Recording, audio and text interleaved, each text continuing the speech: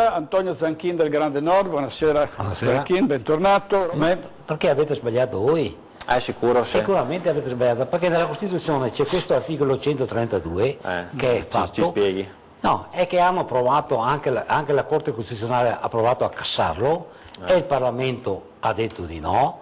No, questo articolo 132 permetteva alla Regione Veneto e a altre regioni di l'iter per diventare autonomisti, no, mentre la Regione Veneto, nella persona del suo Presidente, ha voluto prendere un percorso nuovo, crearlo, perché c'era la possibilità di essere incoronato Re Sole, no, e allora questa cosa qua, no, sta fermo, questa cosa qua ha portato ad allungare i tempi, a portare il Parlamento a interpretare la cosa, dove questa non è interpretabile, che poi esiste, perché abbiamo un precedente, vedi, Sappada, io dico sempre Sappada, era un territorio veneto che è passato sotto il Friuli, no, con un referendum, con passaggio in regione, e poi è andato a Roma, e Roma è stato emendato, è passato,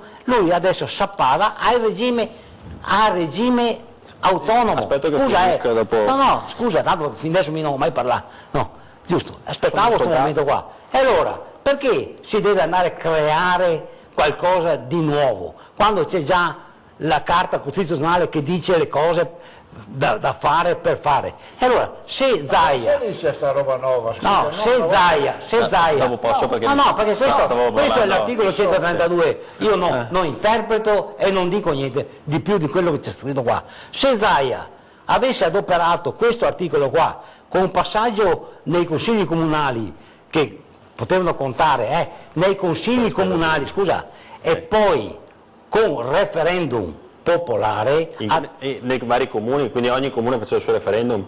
No, nei consigli comunali. Senza referendum? Senza.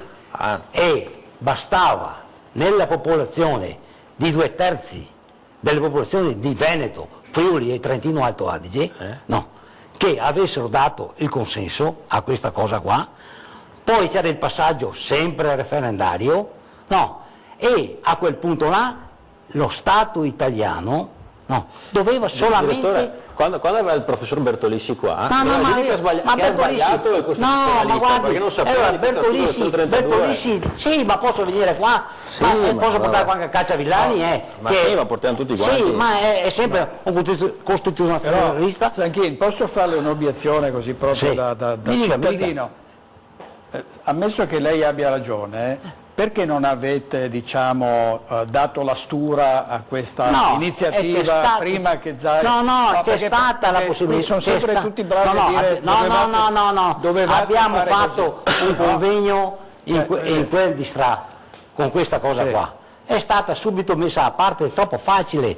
Questo è il problema. Scusa, è troppo facile. Bisognava creare qualcosa, no? Capito? Adesso si vede com'è andata e come sta andando, no, i 5 Stelle non vogliono, i parlamentari, e poi c'è un altro problema che alla Lega, vede, quando si ha a fare con una persona che è capo dei sovranisti, no, difficilmente questo qui cede potere agli altri. Cioè parla di Salvini? Sì, è un innominato per me. No. E allora, scusa, ognuno comunque sia, lui è un sovranista, lui non cederà mai potere a nessuno, perché è così.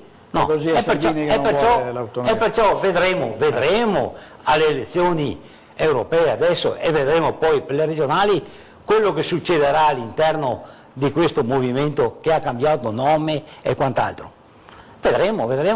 Quindi la Lega Nazionale non vuole autonomia, dice Zanchin. Infatti fino a questo momento il tema dell'autonomia non era mai arrivato sul tavolo del Consiglio dei Ministri.